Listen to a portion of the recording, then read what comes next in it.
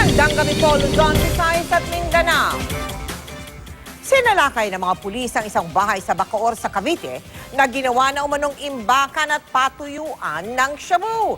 Ang nasa 1 milyong pisong halaga ng shabu, ikinubli sa ilalim ng kulungan ng ahas. May nasabat din na mga gamit sa paggawa ng droga. Pero ang suspect na target sa operasyon, nakatakas. Nakatutok si Emil Sumangil. Eksklusibo! Nasa loob ng isang exclusive subdivision sa Bacoor, Cavite ang property na ni-raid ng PNP CIDG Cavite at Provincial Intelligence Unit ng Cavite Police. Sa pagkalugog ng raiding team, inakala nila noong una na sunog ang police operation at nailigpit na ang mga ebidensya at tanging ang shabulang sa ibabaw ng cabinet na ito ang kanilang makukuha. Pero masdan kung ano ang madidiskubre ng mga pulis sa ilalim ng isang hawla na pinagkukulungan ng isang ahas na biglang umangat ang ulo ng buhatin ng mga pulis. Bulto-bultong shabu ang nadiskubre katabi ang isang electronic weighing scale. Hindi lang daw imbakan ng shabu ang lugar ayon sa CIDG.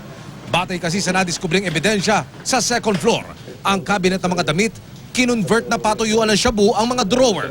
Ang iba pang mga ebidensya at sangkap sa paggawa ng iligal na droga sa bubungan naman nakuha. Tinatayang nasa 1 milyong piso ang halaga ng shabu na nakumpiska ng pulisya. At natagpuan po natin dito yung mga 7 sachets ng plastic sachets. Malaki, may maliliit. More or less, tumitimbang ito ng 800 grams. Isang Jesse Lagua Berin ang target ng operasyon na nakatakas dahil daw nakatunog na siya na ang isusunod matapos ang isinagawang buy-bust operation ng CIDG sa Parañaque kaninang madaling araw. Sa aming pag-iimbestiga, napag-alaman namin na yung shabu ay nanggaling dito sa bahay na to. Marso, inupahan ng suspect ang townhouse na ito. Tindero raw si Berin sa Baclaran ayon sa hipag nito. Ba't may mga shabu, Iha? Hindi ko rin po alam eh. Ngayon ko lang rin po nalaman. Nagulat nga po ako. Halos kami rin mga bata nagulat. Tinatanong namin to, ang sinasagot nila, wala silang alam dyan, sabi na nakatira lang sila dito. Nung tinanong namin ano hanap buhay, mupesto pa sa Baclaran, mga plato. Pero construction foreman raw ang pakilala nito sa mga kapitbahay na matagal na raw kinukutuban sa ikinikilos ng suspect. Yung sir, yung 6 yung sakyan, tapos